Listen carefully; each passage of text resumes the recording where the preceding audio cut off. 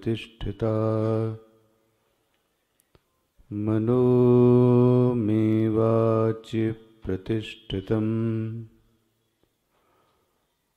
आविराविर्मयिधी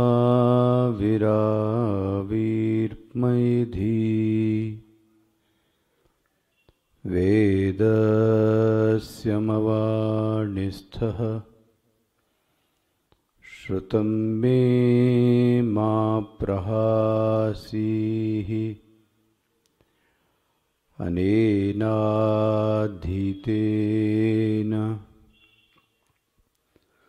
अहोरात्रान् सन्दधामि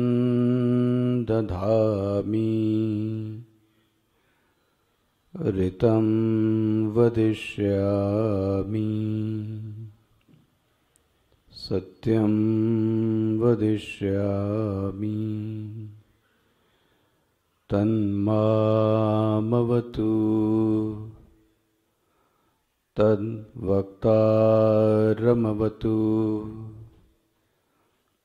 अवतु माम्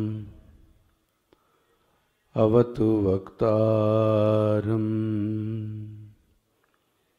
अवतु वक्तारम् ॐ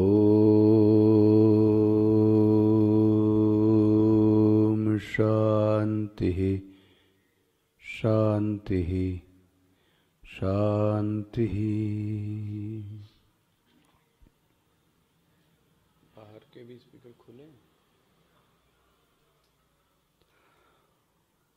सदाशिवसमारम्भाम् शङ्कराचार्यमध्यमाम् अस्मदाचार्यपर्यन्ताम् वन्दे गुरुपरम्पराम् शङ्करं शङ्कराचार्यं केशवं वादरायणं सूत्रभाष्यकृतौ वन्दे भगवन्तौ पुनः पुनः भगवन्तौ पुनः पुनः भगवन्तौ पुनः पुनः।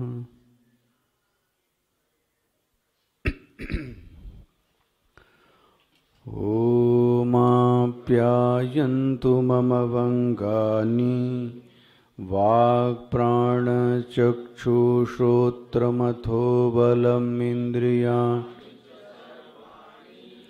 सर्वं ब्रह्मोपनिषदं माहं ब्रह्म निराकुर्यां मा ब्रह्म निराकरोत् अनिराकरणमस्त्वनिराकरणं मे अस्तु तदात्मनि निरतेयोपनिषत्सु धर्माः ते मयि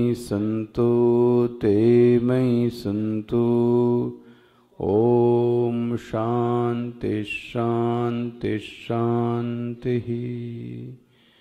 ब्रह्मः देवेभ्यो विजिज्ञे तस्य ब्रह्मणो विजये देवा अमहीयन्त ते ऐक्षन्त अस्माकमेवायं द्विजयो अस्माकमेवायं महिमा इति तद्वैषां द्विजज्ञो तेभ्योः प्रादुर्बभूव तन्न व्याजानत किमेदं यक्षमिति ते अग्निम् अब्रुवन् जातवेद एतद्विजानीहि किमेतद्यक्षमिति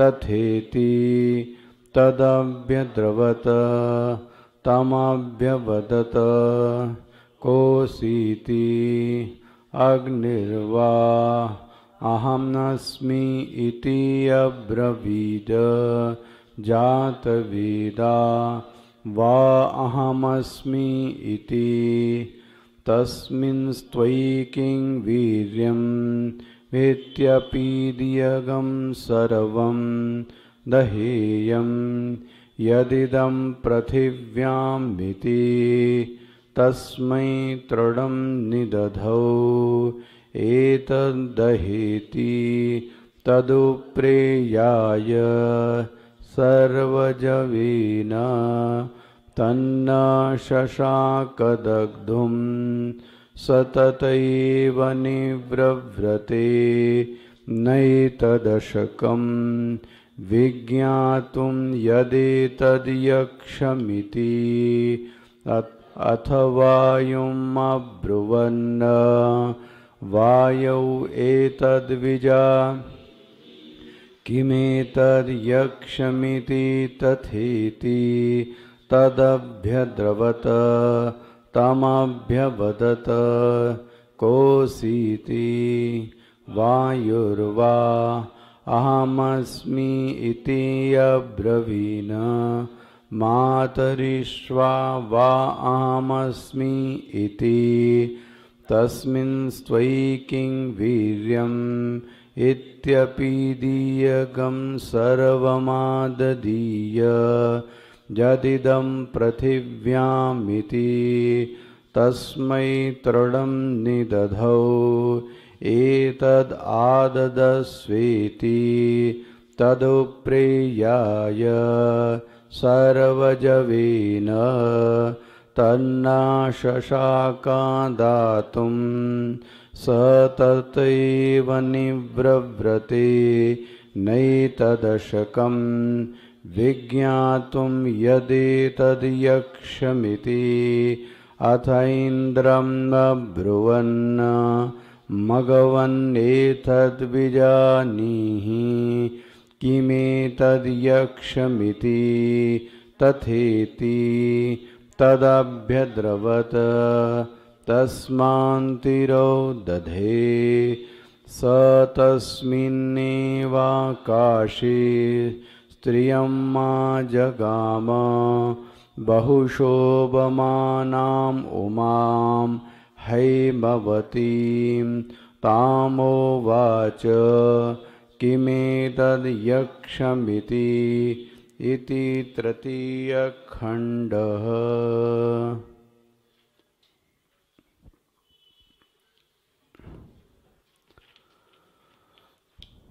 भाष्य देखिएगा पेज नंबर 80 से।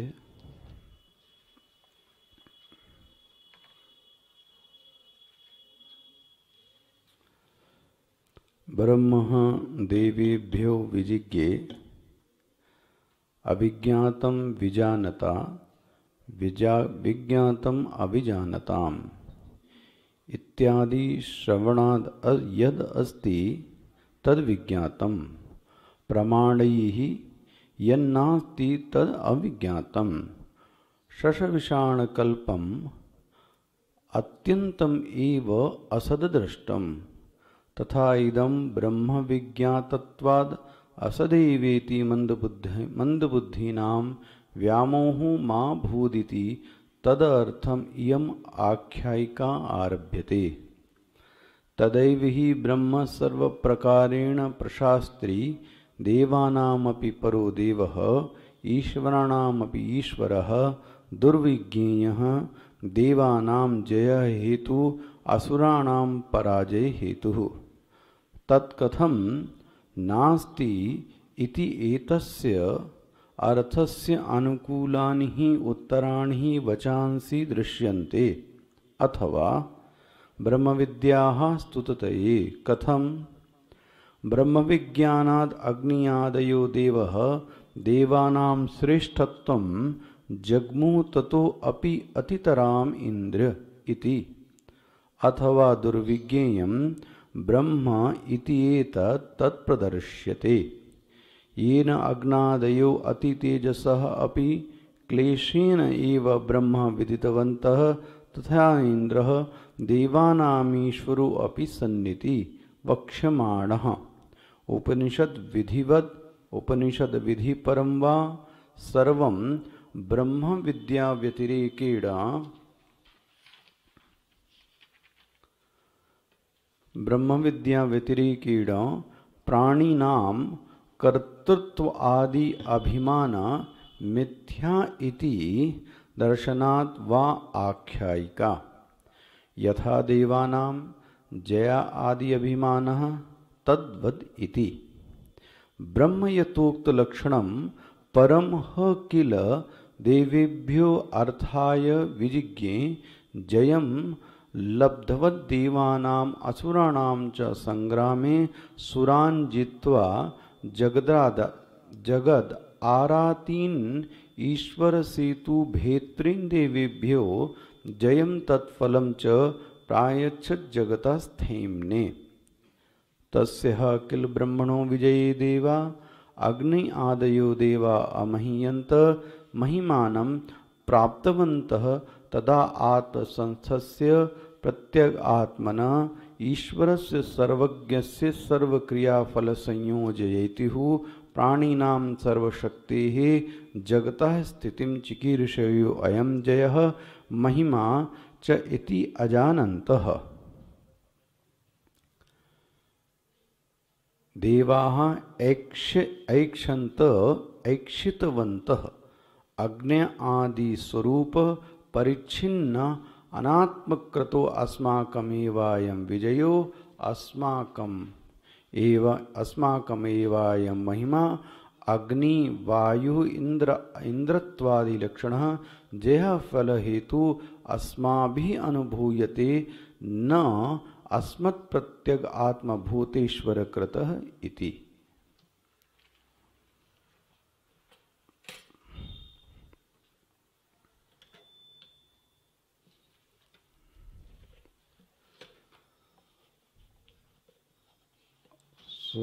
भाष्यकार ने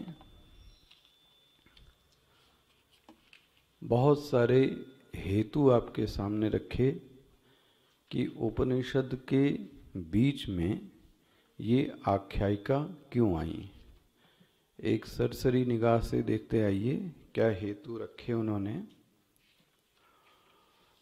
शुरुआत से ही कहते हैं मंद बुद्धि का जो साधक है वह उपनिषद के मूल मंत्रों को पढ़कर कहीं भ्रमित ना हो जावे। बोले ऐसा क्या मंत्र है?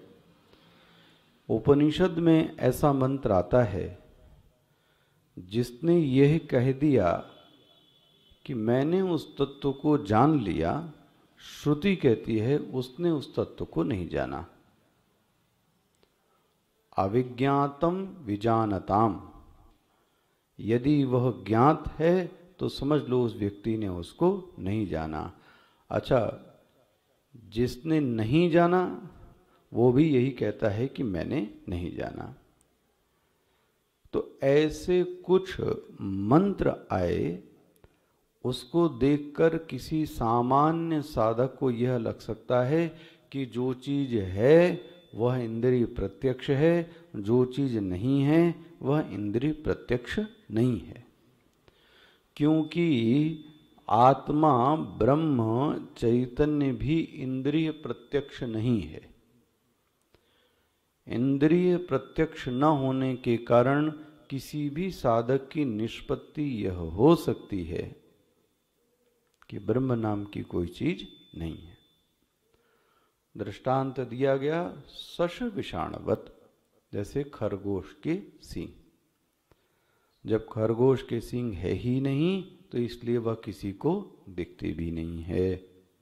इसी तरीके से ईश्वर भी शश विषाणवत, ब्रह्म का अस्तित्व भी शश विषाणवत अगर होता तो दिखता, अनुभव में आता।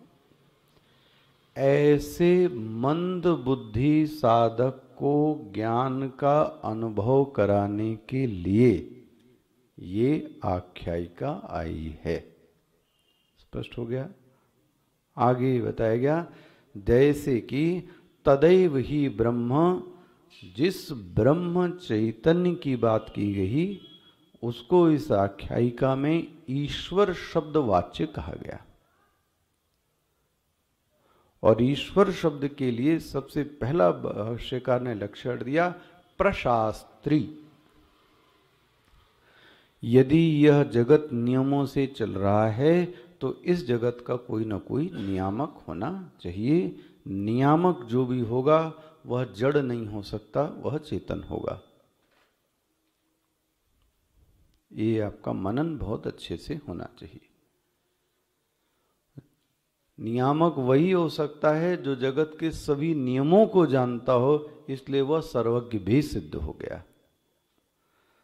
जगत को चलाने वाला जगत को अनुशासन में रखना भी जानता है, इसलिए वह सर्वशक्तिमान भी सिद्ध हुआ। जगत को चलाने वाला व्यष्टि और समष्टि के पोर पोर में गया हुआ है, सभी की इच्छाओं को भी जानता है, तो वह सर्वांतरयामी भी है। तो आप देखो, ईश्वर के सभी लक्षण सिद्ध हो जाते हैं यदि कोई इस बात को मानता है कि जगत नियम से चल रहा है। तो इसलिए एक ही शब्द आया, क्या? प्रशास्त्री। स्पष्ट हो गया ये पुराना। इसको अर्थापत्ति प्रमाण से भी सिद्ध कर सकते हैं। अच्छा, देवान, उसी देवता का दूसरा लक्षण दिया, देवानाम अपि परः देवः। महाराज, देवताओं का सबसे बड़ा देवता है। ईश्वराणाम अपि ईश्वरः, जहां भी कोई शासन करता है वो समझ लो शासक कौन है, ये वही है। अच्छा, और हेतु दिया, यह ईश्वर का एक और लक्षण है, जिस साधक के अंतःकरण में दैवी वृत्ति होगी वहां पर यह जरूर प्रकट होएगा। बड़ा लक्षण है। जिस साधक के अंतःकरण में दैवी वृत्तियों से आप्लावित पूरा लदा फना हो उसका अंतःकरण महाराज भरा होवे, तो उसके चित्त में उसकी जीत के लिए जब उसको ऐसा लगता है कि मेरे जीवन की जो नैया है वो मझधार में फंसी हुई है, तो ध्यान रखना वो प्रादुर्बभूव, वो आएगा जरूर। क्या करेगा आके? जब आपसे सब हाथ छुड़ा लें, सब सहारे छूट जाएं, तब वह महाराज किसी न किसी रूप में आपके सामने आकर और आपकी जीत हासिल कराता है। ये ईश्वर का कार्य। इसलिए क्या भाष्यकार ने शब्द दिया, देवानाम जय हेतु और असुराणाम पराजय। और असुरों की क्या होती है? पराजय। इसलिए यह आख्यायिका आई, अथवा ब्रह्म विद्या स्तुतये, ब्रह्म विद्या की स्तुति के लिए भी आई। कैसे स्तुति हुई? जैसे कि ब्रह्म विज्ञानाद अग्नादयो देवः, अगर अग्नि आदि वायु, अग्नि वायु सभी देवता ने ब्रह्म विद्या को जाना, तो उनको देवताओं में श्रेष्ठत्व की प्राप्ति हुई। मिल रहा है भाष्य आपको एकदम? देवानाम श्रेष्ठत्वम। और इंद्र भगवान का क्या कहना, उनको तो साक्षात आके ब्रह्म विद्या ने उपदेश दिया। अथवा दुर्विज्ञेयम, यह ब्रह्म विद्या इतनी आसान नहीं है जानने के लिए। देखो, आपके अंदर बल को पैदा करती है जब हम यह कहते हैं कि ये कैसी है? दुर्विज्ञ। अग्नि आदि इतने तेज से युक्त होने के बावजूद इनको भी ब्रह्म विद्या क्लेशेन एव विदितवन्तः। इनको भी कैसे मिली? थोड़ा तपस्या करनी पड़ी। तो हम जीवों को क्या कहना? तो जीवों को तो इस विशेष संयम, विशेष मर्यादित, विशेष साधना की आवश्यकता पड़ेगी। या तो उपनिषद आगे कुछ विधि की बात कहने जा रही है, और ये हमारा लक्षण चल रहा था। सबसे अच्छा लक्षण आया वा, मिल गया आपको 80 पेज का सबसे आखिरी वाक्य, वा सर्वं ब्रह्म विद्या व्यतिरेकेण प्राणिनाम कर्तृत्व आदि कर्तृत्वादि अभिमान मिथ्या इति दर्शनात् व आख्यायिका। जिसके जीवन में ब्रह्म ज्ञान आ जाता है तो श्रेष्ठत्व की प्राप्ति तो होती ही होती है। उसके जीवन में अभिमान का जो रोग है वो चला जाता है। कितनी बड़ी चीज हो गई। कर्तृत्व आदि अभिमान, ये शब्द अंडरलाइन कर लीजिएगा। यह जो जीव के जीवत्व का कारण है, वाह, वो जीवत्व मतलब क्या? जिसमें कर्तृत्व है। और कर्तृत्व मतलब भी क्या? जिसको अपने कर्तापन का अभिमान है। इसको सावधानी से अच्छे से समझिए। कार्य न करने के लिए नहीं कहा जा रहा है। जब कई बार व्यक्ति थोड़ा अति कर देता है तो यही कहता है तो फिर हम क्या न करें काम, व्यवहार छोड़ दें क्या, सब कुछ छोड़ दें क्या? इसका मतलब उसने वेदांत नहीं समझा। सब कुछ करते हुए भी वह कर्तापन का अभिमान अपने ऊपर ना आवे। करो सब कुछ, ये मना नहीं है। क्या सब कुछ? अरे जो मर्जी, जो जीवन के लिए आवश्यक है वह सब का सब करो। वेदांत कभी व्यवहार को इसलिए मना नहीं करता मत करो। बस यह बात सावधानी से चित्त में रहनी चाहिए, हाँ जी, कि कार्य करते हुए किसी भी चीज का अभिमान चित्त पे चढ़ने ना पावे। स्पष्ट हो रहा है? अच्छा, उस दिन मैं जाते जाते आपको कह रहा था, अभिमान का मतलब क्या हुआ?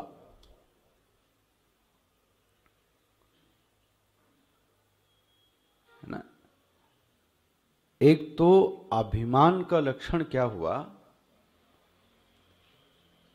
अभिमान शब्द ही तब बना है जब व्यक्ति अपने आप को मापता है। न मापे तो अभिमान नहीं हो सकता। इसलिए शब्द ही क्या लगा? मान। मान मतलब मापना। स्पष्ट हो रहा है ना? एकदम ये आपको कहा जाए किसी को समझाने को तो मस्तिष्क में आ जाए। अच्छा, प्रश्न है, हम एक दूसरे को लगातार माप रहे हैं, दूसरे का विश्लेषण एक दूसरे को हर क्षण कर रहे हैं। अब प्रश्न है, हमारी जो मापक है, हमारा जो मापने का यंत्र है, वो क्या है?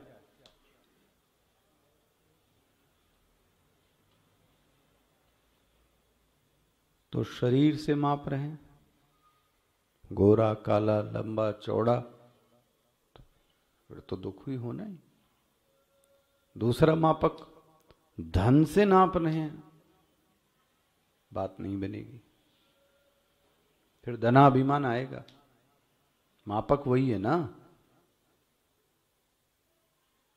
फिर यश से नाप रहे हैं, यही नहीं, पद से नाप रहे हैं, विद्या से माप रहे हैं।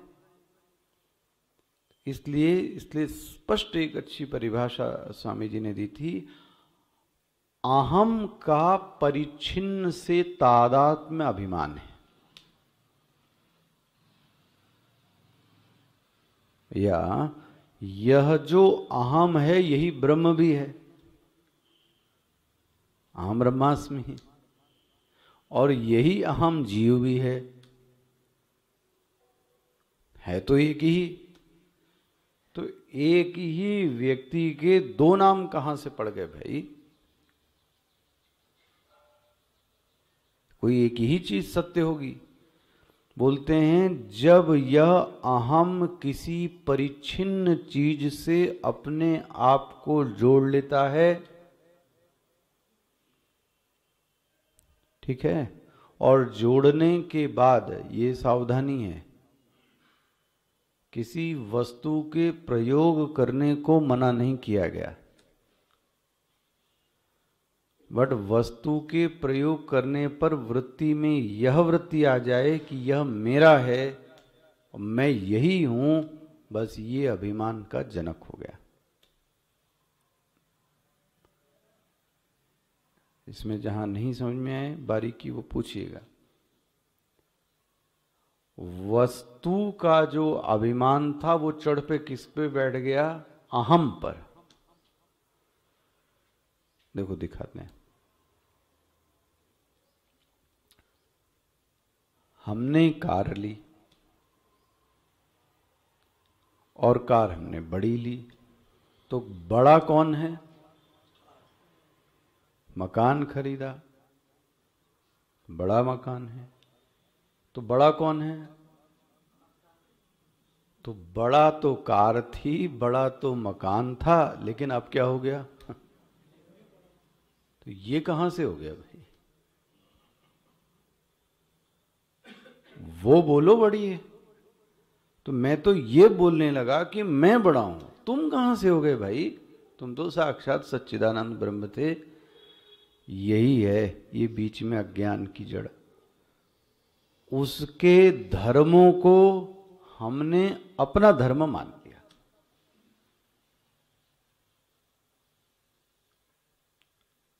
और थोड़ा करीब जाइए। शरीर नाम की एक संपत्ति हमको दी गई थी। शरीर नाम की वो इसलिए दी गई थी कि तुमको जीवन में बड़ी चीजें करनी है। लेकिन हुआ ये महाराज, इसके साथ रहते रहते हाँ,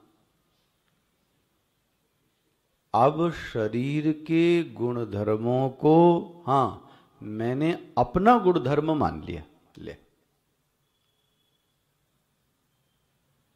मैं अलग हूं, शरीर अलग है, यह भान नहीं रहा। शरीर तो मम है, इसका जो ओनर है वह मैं हूं। शरीर तो क्षेत्र है, मैं तो क्षेत्रज्ञ हूं। शरीर तो इदम है, मैं तो अहम हूं। इससे तादात्म्य होने के कारण,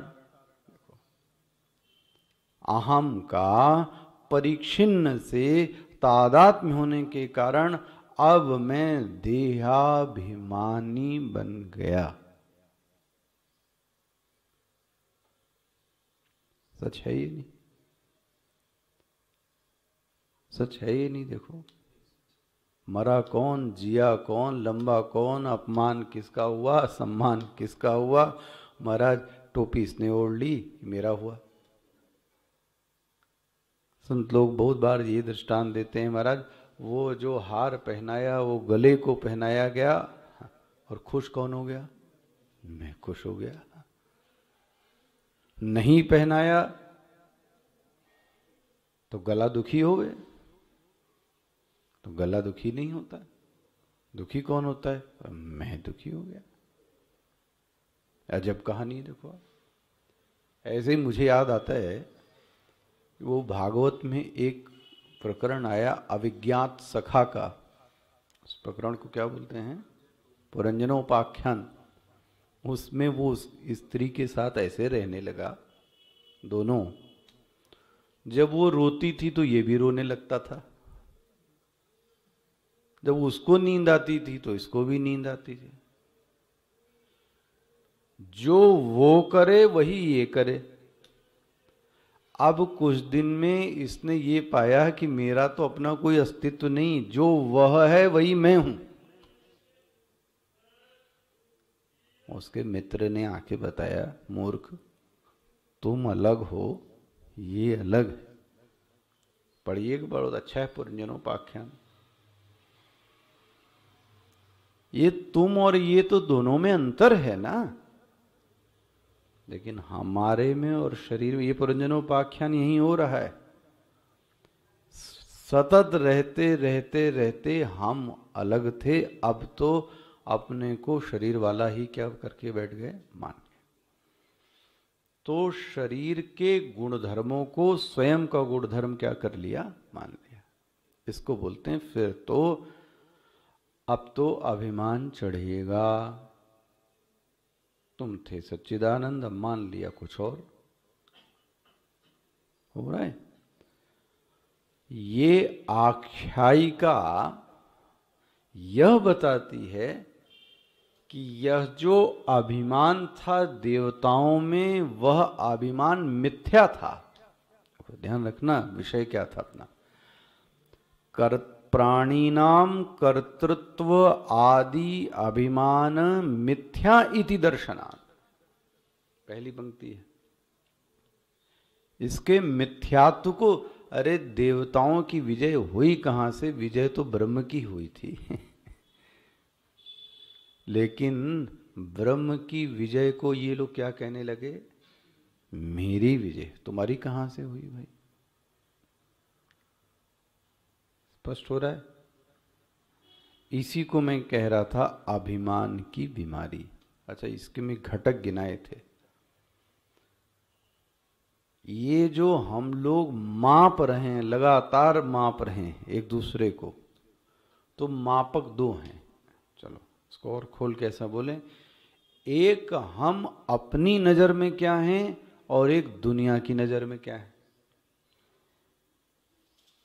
विभाग कर लें, एक दुनिया मापती है और एक मैं मापता हूं। ऐसा भी होता है, और दुनिया बड़ा मापती है, लेकिन अपने को पता रहता है कि मैं थर्ड क्लास आदमी हूं। ये तो दुनिया कपड़े की वजह से भगवान की कृपा से मान रही है, इतना मैं हूं नहीं जितना ये दुनिया। ये भी अपने को पता लगता है, मान ही तो है ना, ये भी तो माप ही रहा है आदमी। तो देखो आप कैसा है। यदि मैं जितना हूं, कुछ तो हो भाई, कुछ तो है ही उसके पास में, लेकिन मैं जितना हूं उससे ज्यादा अपने आप को मापता हूं। ये तभी समझ में आएगा जब आप इसको अपने ऊपर लोगे, तभी ये याद होगा। मैं जितना हूं उससे ज्यादा अपने आप को मापता हूं। ओ भाई, अपने अपने ऊपर लो जरा। मैं उतना हूं नहीं जितना लोग, मैं लोग तो छोड़े, मैं अपने आप को कुछ, आप समझ लो आपको अभिमान की बीमारी आ गई।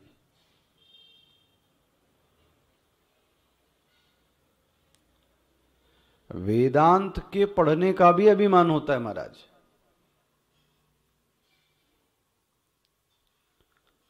वेदांत के पढ़ने का भी अभिमान होता है, ये भी अभिमान न रह जाए। सोच के देखो आप, वरना फिर आपको कोई टोंच देगा तो आपको चोट लगेगी। क्यों? क्योंकि मैंने ये मान के बैठा है कि मैं जानता हूं। पागलों की तरह रहो ना, जड़ भरत की तरीके से, क्या दिक्कत है? मुस्कुराते रहो अंदर, मुस्कुराते रहो अंदर, दूसरे की पागलपन में हंसो, और क्या है। स्पष्ट हो गया।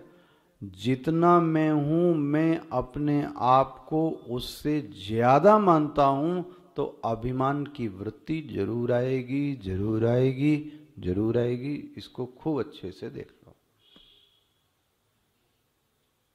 अच्छा, यही चीज जितना मैं हूं,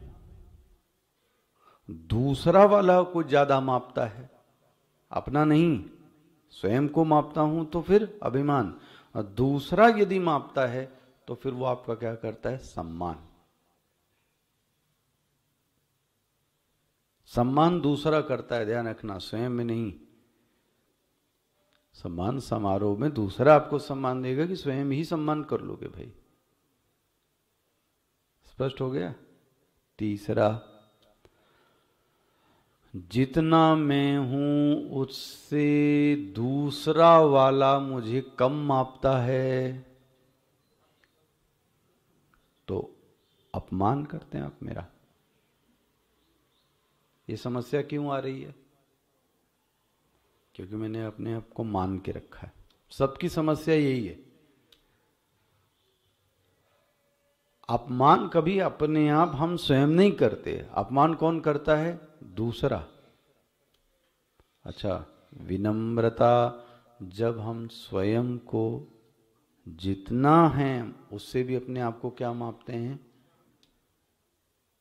मैं हरि पतित पावन, ये तुलसीदास जी वो बोलते हैं मैं पतितों में भी पतित हूं। ये क्या है?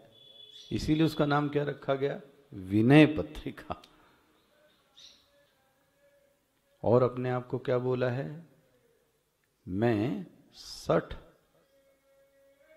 मैं खल, मैं कुटिल, अरे राम राम, मैं कामी। कौन? तुलसीदास जी। ये क्या सच्चाई? ये सच क्या सच्चाई है? सच्चाई नहीं है, लेकिन वो अपने आप को हाँ जितना है वो उससे कम माप के रखते हैं। इसलिए उनकी भाषा में क्या दिखता है? विनम्रता। ये कुछ समझ में आया? चारों आप अपने अपने जीवन में देखो भाई, कौन सी बीमारी फंसी है? फंसी है कोई ना कोई इनमें से। अपने आप को ज्यादा माप रहे हैं, अभिमान है। और ज्यादा माप रहे हैं तो वो जो ज्यादापना है वो आपका खुद का है कि किसी ही इदम वस्तु का है? मैं बड़ा क्या हूं? तो बड़ा कौन है? वस्तु है। और मैंने अपने आप को क्या कर रखा है? बड़ा करके रखा है। या तो यह हो रहा है, या तो दूसरे वाले आपको कुछ ज्यादा ही माप रहे हैं, तो सम्मान से भी व्यक्ति परेशान है। या तो व्यक्ति खुद में फिर विनम्र भाव है, ये भी एक समस्या। अब ध्यान रखना, मैं विनम्र हूं ये भी एक अभिमान है। मैं विनम्र हूं ये भी एक अभिमान। इसलिए सबसे अच्छा अभिमान तो यही आता है, अहम भक्ता। ये अभिमान होवे तो चले। मैं कौन हूं? मैं भगवान का भगत हूं। इस अभिमान में कोई दिक्कत नहीं। अस अभिमान अछत अविकारी, ये अभिमान ठीक है। चलो मैं भगत हूं, अहम भक्त पराधीन,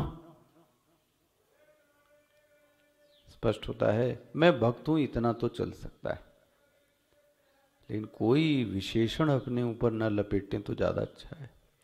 इन सब की जड़ में सिर्फ एक ही चीज है, बस एक बात ध्यान रख लेना, स्वयं का आकलन। अब आकलन किए बिना रह नहीं पाते हम लोग, तो इसी में भक्ति काम में आती है। फिर जब साधक ईश्वर को लेके चला आता है ना बीच में, तो वो कहता है ये जो कुछ भी है वो वास्तव में मेरा नहीं है। ये सब किसका है? ये बोलने की बात नहीं है, ये सच में ऐसा ही है। तो फिर काम भी हो जाता है और उसके अंदर किसी प्रकार का कोई अभिमान भी नहीं। ये है, ये भक्ति की है। इतनी बड़ी बीमारी महाराज सिर्फ भक्ति से क्या हो गई? दूर हो गई। नहीं तो अच्छा, इसका प्रैक्टिकल लूप बता दे। ये जो मान की बीमारी लग गई, तो ध्यान रखें, मान में कभी तो अभिमान, कभी तो सम्मान भी होगा और कभी अपमान भी होगा। ऐसे व्यक्ति के जीवन को द्वंद्वात्मक जीवन कहते हैं।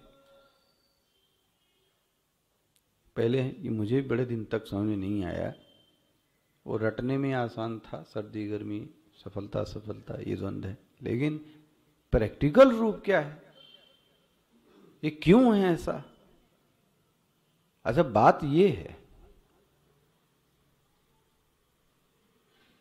मनन करने योग्य है कि भाई सर्दी गर्मी, सफलता असफलता को द्वंद्वात्मक जीवन, क्या मैं सर्दी गर्मी को हटा सकता हूं? क्या मैं सफलता असफलता को हटा सकता हूं? एक बात बताओ, आप ईमान दे रहे, मैं कितने लोगों के मापने को ठीक करूंगा? अच्छा, दुनिया में इसने अपमान किया, इसने अपमान किया, इसने तो 4 ने किया तो 4 को तो सुधार लिया आपने मार मुर के। दुनिया में कहां तक सुधारोगे आप सबको? अच्छा, पकड़ में आता है? अगर ये बीमारी लगी है ना,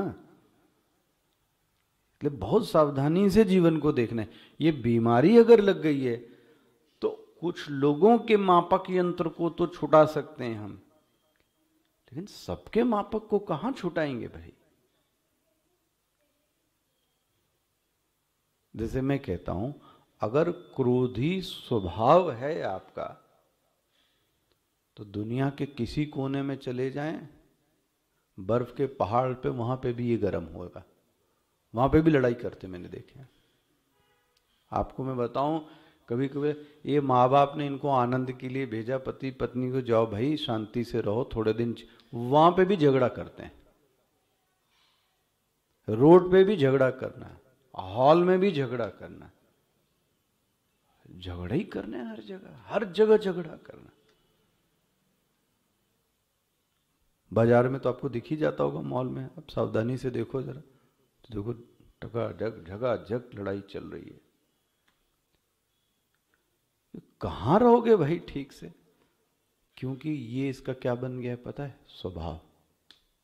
तो कहीं मैं बोल रहा हूं, पहाड़ की चोटी पे रख लो या समुद्र के अंदर जहाज के अंदर रख दो तो भी ये लड़ता ही रहेगा। क्यों? क्योंकि ये इसका क्या हो गया? स्वभाव है। ये जो मान की बीमारी लग गई तो फिर तो जीवन में यही कह लूं द्वंद्वात्मक हो। और दूसरा एक ये है, आखिर कितनों के मापक को मैं सुधारूंगा? आप ये बताओ, कितनों के मुंह बंद कराएं?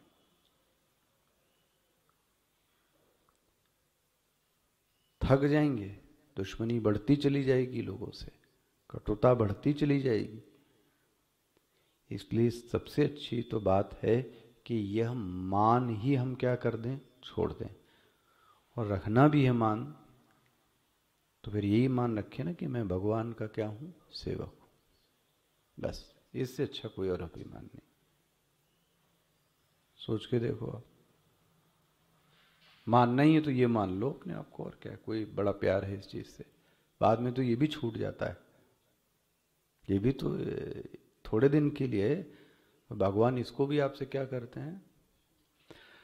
आखिरी में तो यही आना है, अहम सच्चिदानंद ब्रह्म, अहम ब्रह्मास्मि। आखिरी में तो यही अनुभूति आई। अच्छा भाई, तो ऐसे द्वंद्वात्मक जीवन को ही संसारी शब्द से भी कहा जाता है। या जिसको आप कहते हो कि ये असंसारी है, तो वो कहां रहता है? वो भी संसार में ही रहता है। साधु होवे, शंकराचार्य जी होवे, महामंडलेश्वर हो, रहता कहां है? संसार में रहने वाले को संसारी नहीं कहते। संसार में रहने वाले को संसारी नहीं कहते। जिसको अपने इसकी संसरण की अनुभूति होवे, द्वंद्वात्मक जीवन की अनुभूति होवे, वो संसारी है ना? संसार में रहने वाला तो सब व्यक्ति संसारी हो जाएगा। हुआ? तो द्वंद्वात्मक जीवन और संसारी इसी को कहते हैं जिसने अपने आप को ऐसा माप के क्या करके रखा है। एक चीज और, कई बार समाज में ये तर्क भी देखने को मिलता है। देखो जी, क्या तर्क है कि स्वामी जी, गुरु जी, इनका अभिमान जायज है, इनको अभिमान होना चाहिए। अरे भाई, क्यों होना चाहिए? इन्होंने बहुत सारी चीजें क्या की हैं? अर्जित की हैं, मेहनत से अर्जित की। तो अब हम यहां अभिमान को क्या कर रहे हैं? जस्टिफाई कर रहे हैं कि नहीं कर रहे हैं? क्योंकि इसने बहुत सारी चीजें कमाई हैं, तो इसके पास तो अभिमान ठीक ही है ना स्वामी जी। जहां हमने अभिमान को इसकी औचित्य की सिद्धि कर दी, देखो ये उचित है, औचित्य की सिद्धि कर दी, फिर तो गए काम से आप। ये तो होता ही है, बोले ये औचित्य है, ये तो होता ही है, इसका मतलब आपने क्या कर दिया? जस्टिफाई कर दिया है। तो अब मैं तो देखता ही रहता हूँ डेली व्यवहार, ये तो होता ही है, बोले अब ये तो ऐसा होता ही है, इसका मतलब आपने मान लिया कि अब इसमें सुधार की कोई गुंजाइश। भैया जिसके लिए तुम कह रहे हो कि इसने सब अर्जित किया बड़ी मेहनत से, तो आप मुझे ये दृष्टांत दो, रावण ने इतना अर्जित किया था किससे? अपनी मेहनत से किया था। रावण ने अपनी मेहनत तपस्या से ही किया था, सोकर नहीं किया था। और ऐसा आता है कि जो दिक्पाल थे उनके दांत टूट जाते थे उसकी छाती पे, दिक्पालों के दांत टूट जाते थे। इतना भुजदंड, इतना क्या क्या उसके पास नहीं था, मेहनत से अर्जित किया था उसने। महाराज आप पढ़ो रामचरितमानस, जितने सृष्टि के सो कॉल्ड देवी देवता हैं वो सब लाइन से खड़े रहते थे। कहां? रावण के दरबार में सब देवी देवता खड़े। हम और आप होते तो कहते ठीक ही है, इसको तो अभिमान होना ही चाहिए। किसी के घर जरा सा 2-4 वीआईपी हो जावे तो आदमी ये कहता है होना ही चाहिए। तो खैर इससे बड़ा मूर्खता और कुछ नहीं।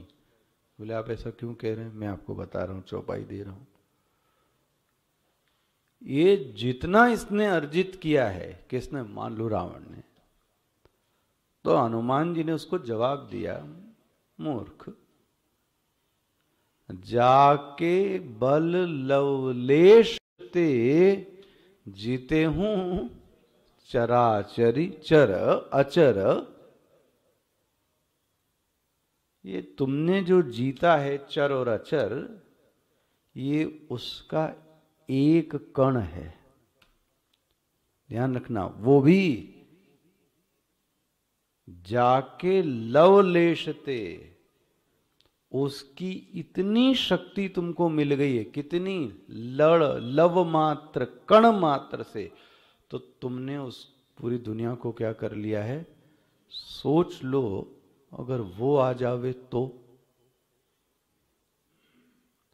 अब तुमको ये शक्ति का अभिमान है, तुम ये सोच सकते हो कि उसके पास कितनी शक्ति होगी। किसके पास? हम तो इसको कभी ऐसा सोचते थे, मतलब बचपने में सोचता था और अभी भी ऐसे ही सोचता हूं कि हम लोग ये थोड़ा सा पढ़ पुढ़ा के बोलने लगे। मैं ये सोचता हूं कि स्वामी जी के दिमाग में कितना अंदर भरा रहा होगा, वो कहां से आया होगा, क्या मस्तिष्क होगा। एक एक शब्द के पीछे उनका कितना मनन और कितनी, जो लोग मिले होंगे देखा होगा। कोई भी शब्द हो, अगर हम अपना अभिमान करें तो हम लोगों के अभिमान के लिए यही है, भैया जिसके लौ से तुम ये चल रहे हो, अभी तुम उनका पूरा बल भी प्राप्त, सोचो उनके पास कितनी शक्ति रही होगी, गुरु महाराज के पास। तो जरा सी एक बूंद मिल गई है तो तुम बड़े इतराए फिर रहे हो, और पूरी शक्ति मिल जाए तो बस दिमाग ठिकाने आ जाएंगे। इसलिए सदैव याद रखना चाहिए, और हनुमान जी ने उसको वही आईना दिखाया है, जाके लवलेश ते जीते हूं चराचर झारे। तासुदूत जिसके कण मात्र से तुमने जीता है ना, मैं उसका दूत हूं, डेली उससे मिलता हूं। आप बताओ रावण। लेकिन आप ध्यान रखना,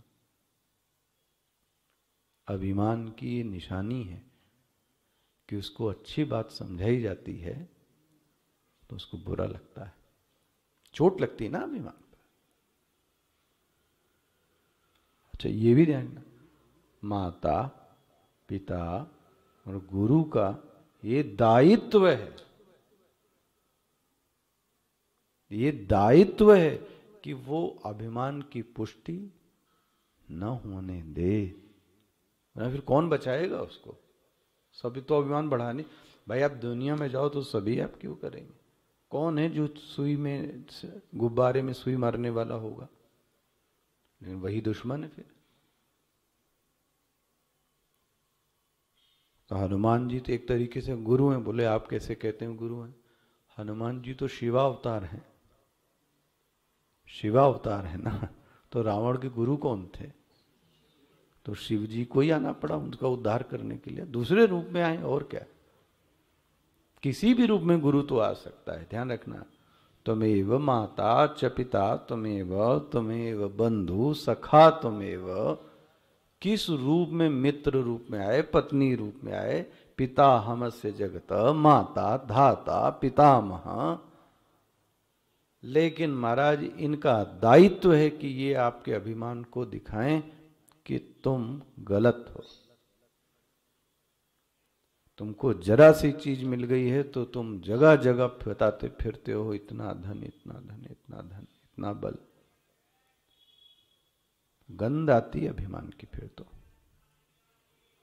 बता महाराज, ये है तो ये आख्याय। अच्छा ये भी सुन लो, आखिरी दिन उस दिन कह रहा था, इसके निदान की भी बात कह दो। बीमारी बता दी, सिंपल से निदान ये है, जिस चीज का अभिमान होवे वो आपका उसमें कितना रोल है ये बता दो। आपका दृष्टांत नहीं लेता, अपना ही ले रहा हूं। अगर आपको अपने ऊपर बड़ा अभिमान है तो ये विद्या किसने सिखाई, ये जन्म किसने दिया, ये सत्संगत किसने दी, किसने विद्यालय में पढ़ाया, किसने यहां इतने अच्छे से रखा, किसने ये सब इंतजाम कर दिए? जो हमने नहीं किए वो सब बहुत सारे लोगों ने कर दिए।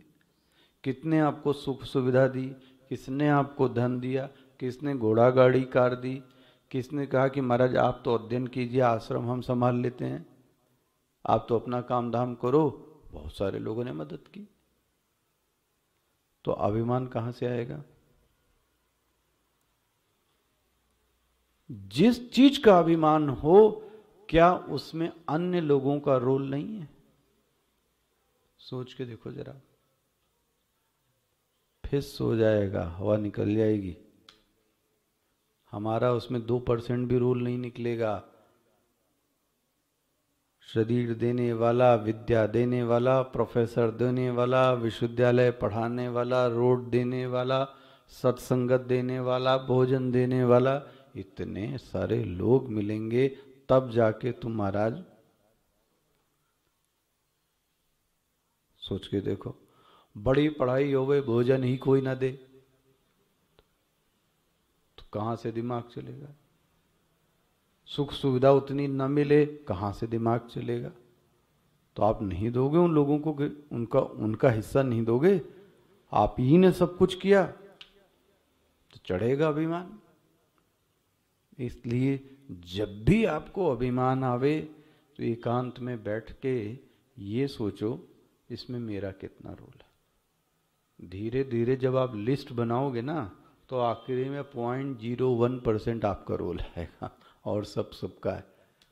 तो जिसका है उसको क्या कर दो, दे दो, वो भी खुश हो जाएगा और आपका काम भी हो जाएगा, आपको अभिमान भी नहीं आएगा। रहोगे तो आप वही। और कोई प्रशासक निकल जाए, कलेक्टर निकले, कमिश्नर निकले, उद्योगपति निकले, इंजीनियर निकले, वो यह सोचे कि इसमें पढ़ाया किसने? माँ बाप ने, शिक्षक ने मुझे पढ़ाया, माँ बाप ने अच्छे से रखा, समाज ने इतनी अच्छी चीज़ें हमको दी, तब जाके आज हम इतना, तो उसका अभिमान धीरे से क्या हो जाएगा, ये अभिमान को बेईमानी की तरह ऐसे गलाया जा सकता है। हो गया। जैसे कि यथा देवानाम जय अभिमान, देखो दृष्टांत भी दे दिया, यथा देवानाम जय अभिमान तद्वत इति, जैसे देवताओं को जय का क्या आ गया, अभिमान, उसी के तद्वत हमको भी क्या आ जाता है। और वहां से जैसे ही अभिमान आया तो वहां ब्रह्म विद्या क्या हो गई, गई भगी। वैसे ही हमारे अंतःकरण से भी शांति निकली, आनंद निकला, चैन की नींद निकली, अभिमान का साम्राज्य स्थापित है। यथा देवानाम, जैसे कि देवताओं की विजय, देवता विजय हुई उसकी, देवताओं ने अपनी मान ली और वहां से ब्रह्म विद्या चली गई। ये कहाँ तक बताया आपको, आख्यायिका। अब बोलते हैं ब्रह्म, यहां तक आना था आज मुझे।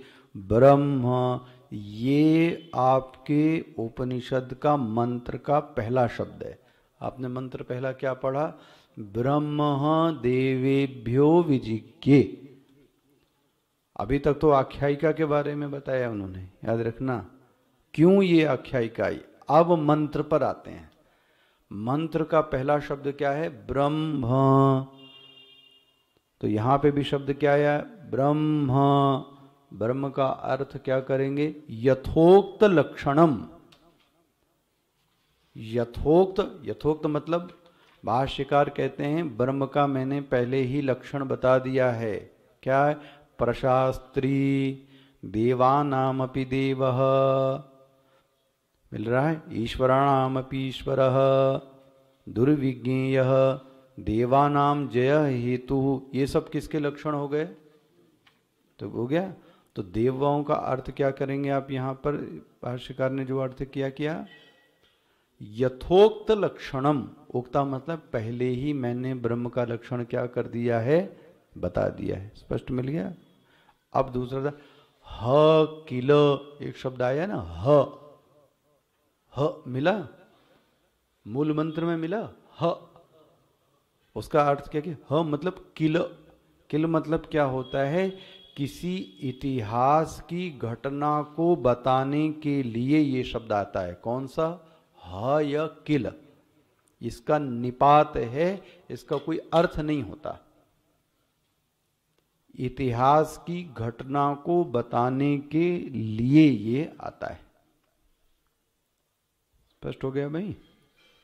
तो दो शब्द हो गए, ब्रह्म ह मतलब निपात, कोई घटना बता रहे हैं। कौन सी घटना, देवेभ्यो विजिज्ञे। ये अब देखेंगे हम लोग कल से। आइए पाठ करें। कौन सा अध्याय है, छठा अध्याय।